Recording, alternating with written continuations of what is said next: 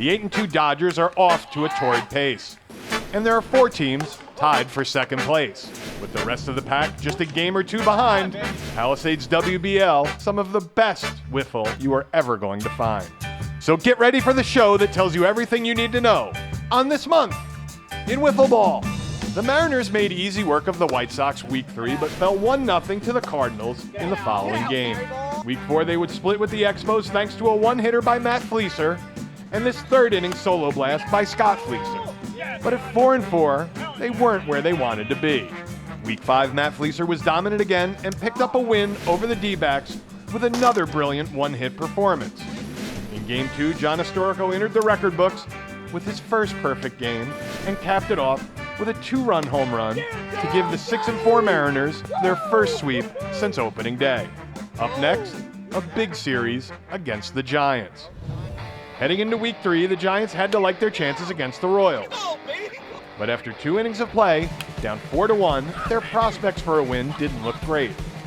In the 4th, Dave Fisher stepped to the plate and put the Giants ahead with this grand slam. They wouldn't fare as well in the second game, but Week 4, they made a statement. Ryan McElrath continued his dominance and K'd 14 in a 2-1 win over the D-backs. And then Ryan Bush K'd 14 in a 6-inning total bases win over the Dodgers. At 5-3, it looked like the Giants would finally take off, but a Week 5 split against the Cardinals left them in a 4-way tie for second in the standings. The Cardinals are a team firing on all cylinders, and at full strength, they are tough to beat. Week 3, Dave Wegerson not only tossed a no-hitter, he broke up Matt Fleeser's bid for a no-no with his game-winning solo shot. We'll go! Let's go! Week 4, they would split with the Brewers, and Wegerson was once again unhittable. But this time, part-timer Jimmy Cole supplied the runs by going 3 for 6 with this home run. Week 5, they would meet the Giants on the game of the week, and in front of 10,000 live viewers, Rob Longeroux was the star of the show. He K'd 10 Giants over 6 innings and picked up a 2-1 win thanks to this run-scoring double from waiver wire pickup Nate Cruz and this 6-inning solo shot from Kevin Norris.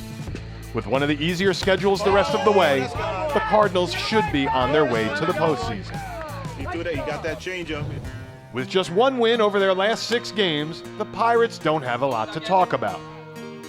Mike Weiner has pitched well enough to win, but the Pirates, a team who should score runs, has only had 6 runners cross the plate in 2018. If they don't get their bats going Week 6, they can kiss their postseason dreams goodbye. Another team struggling to score runs is the Diamondbacks. In their last 5 games, the D-backs have only managed to scratch across 3 runs. While their pitching is still near the top of the league, thanks to Garrett Torres, who has managed 2 shutouts in 4 starts. Like the Pirates, if they don't get the bats going soon, there will be no postseason play for the D-backs. Up next, the Royals, who are fighting for their postseason life. At 8-2, the Dodgers are the team everyone is chasing.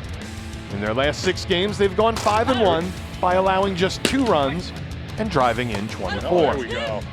In Week 3, Tim Trineri was masterful, shutting out the Pirates and taking Mike Weiner deep in the 4th for the 1-0 win. I love you so much. In the following game, everyone got into the act as Costa picked up the win, while the lineup feasted on spot starter Joey Maniscalco. Week 4, the Dodgers met the D-backs for the first time since they were knocked out of the 2017 postseason, and Whiffman set the tone with this 2nd-inning home run. Once again, Trineri would be magnificent, tossing a 13K shutout for his 4th win of the season. In their second game, they wouldn't be so lucky, as Johnny Costa lost a hard luck 0-0 game on total bases. In Week 5, they met the Brewers, who had gone 5-1 over their last 6, and though they were down early, they bounced back with a 3-2 win thanks to home runs from Costa and Trineri. They completed the sweep as Costa held the Brewers hitless, and Bo Machinsky came up with his biggest hit as a Dodger. With the Padres up next, the Dodgers hope to keep the good times rolling. At 6-4, the Padres have shown flashes of what could be. They've also lost a few head scratchers. After being swept Week 3 by the Brewers, Jordan Robles responded Week 4 with a perfect game against the White Sox. In the 5th inning, Sean Ryan contributed with this game-winning walk-off triple. In the following game, Kyle Von Sussingen K'd 13 White Sox to move the Padres to 5-3.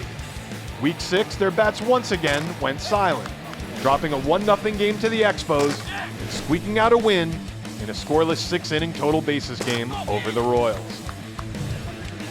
The Brewers looked like they were finally a team to be reckoned with. After sweeping the Padres with a dominating 15K pitching performance by Connor Young, they mercy ruled the Padres in Game 2 thanks to big home runs from Ryan Patrone and Connor Young. Before they dropped their first game to the Cardinals, but bounced back with another convincing win. This time, Gerard Fitzgerald would go yard twice. The Brewers jumped out to an early lead against the Dodgers Week 5 thanks to this Gerard Fitzgerald home run, but eventually ended up dropping both games on way to a 5-5 record.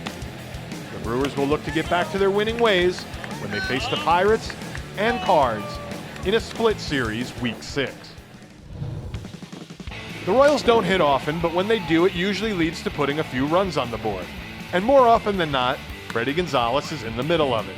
In their win over the Giants, Gonzalez broke up a scoreless tie in the 4th with this solo home run, and then came through Week 5 with this grand slam in the 5th to give the Royals a come-from-behind 5-2 win over the Expos. If they can get their bats going, Oliver Avalon and Vin Lee have combined for a 1.38 ERA, which should be more than good enough to pick up some much-needed wins. When Dan Whitener shows up, the White Sox win. When he doesn't, they lose. Dan has yet to allow a run in 4 starts. He has thrown 2 no-hitters so far this season and is leading the team with a .375 batting average. But it isn't all Whitener. Luke Coffey broke up a scoreless tie with this grand slam in the 4th against the Pirates, and Michael Caseta has also gone deep for the Sox. The next 2 games will be big for the White Sox, and on Sunday they will meet the Expos on Wiffle's largest stage. Week 3, the Expos rallied against the D-backs for their second win of the season. It seemed as though they had gotten back on track, but fell to the Mariners in the first game of their Week 4 series. In the second game of the doubleheader, Tyler Wegerson put the team on his back. If tossing a perfect game wasn't enough, T-Weg finished off the Mariners with this walk-off home run.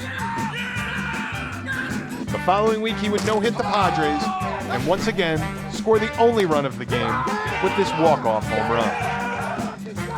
It isn't panic time yet for the Expos, but it's getting close. Can they pick up a much-needed win against the league's hottest pitcher? We will find out when the Expos take on the White Sox on the Palisades WBL Game of the Week. Here's a look at the standings after 5 weeks of play.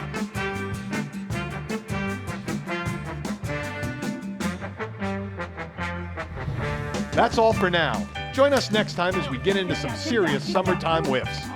On This Month in Wiffle Ball.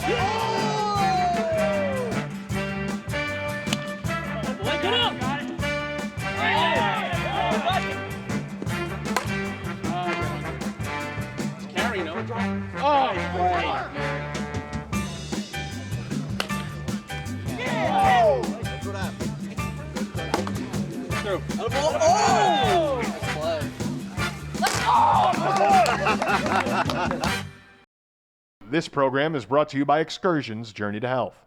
Use promo code PAL for 5% off your next order.